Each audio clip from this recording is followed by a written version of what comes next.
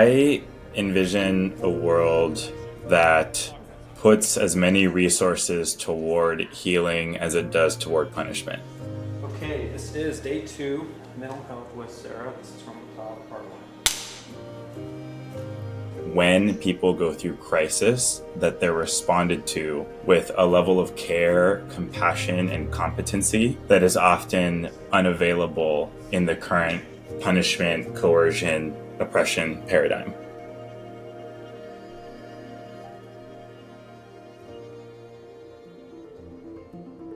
My name is Sarah Gale. I'm a psychedelic therapist and educator with specialization in psychedelic harm reduction. My name is Sarko Gergerian. I serve as a police peer support officer, oversee community outreach and health and fitness programming. My name is Kate Ganella, and I'll be your instructor today. I have been a nurse for nearly 40 years, with my primary focus being emergency medicine. And I would like to welcome you all on behalf of the Multidisciplinary Association for Psychedelic Studies, or MAPS, to this training on psychedelic crisis assessment and intervention for mental health responders. For law enforcement officers. For emergency medical responders. One of the funny things that happens in some movements, and we've seen this in drug policy, is there's a sense that something is impossible until it becomes inevitable. And that transition seems really simple from the outside, but often takes, years, if not decades of work. I think that there's just so many people who turn to psychedelics because they don't know what else to do or where else to go. And so I think that there's something really beautiful, honestly, about having this vision of accompaniment, positioning people in a way where they can also ask for what they need and get what they need, as opposed to being told what they need.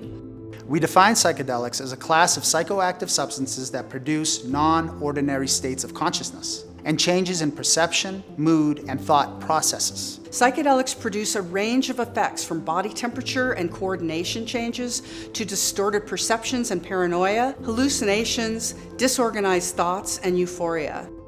At MAPS, we were talking about a world with net zero trauma, and I first thought, okay, that's a little outrageous, and it is a really hard goal to get to, but with trainings like these, it seems possible, One of the many unusual aspects of psychedelics is the wide range of effects on the mind, which historically has made them difficult to describe and define.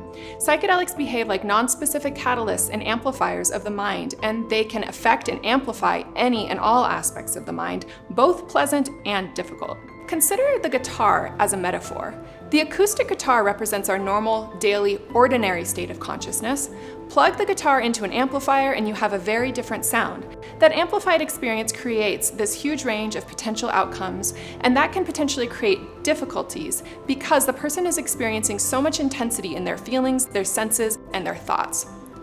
This non-specific aspect of psychedelic effects is one of the tricky features that requires our attention, since psychedelic experiences are influenced by many variables and can be unpredictable. Imagining the sensory experience of someone in psychedelic crisis allows us to have a broader window of understanding of and empathy for their experience. Most psychedelic experiences that people have are positive and don't result in needing to call in, first responders.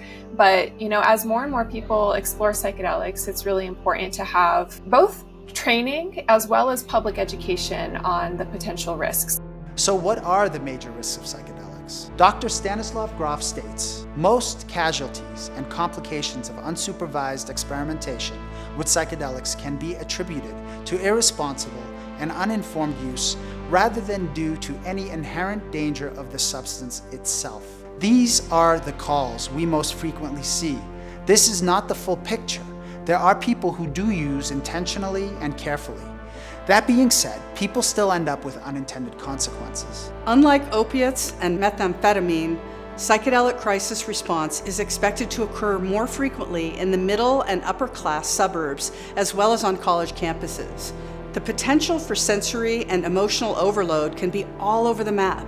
We may have been called because they were already anxious, paranoid, and panicked. And while all of this is potentially happening, here we come in uniform with radios squawking, sirens blaring, and crowds gathering. And we're supposed to calm that situation.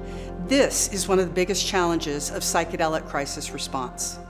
We've relied on criminalization, we've relied on policing, we've relied on more coercive methods for a really long time in how we navigate drug use. And I think that this move toward ways of dealing with these very legitimate crises and problems that people do have, and allows people to be safer, not only the individuals maybe using the substances themselves, but also the people who are tasked by society to intervene.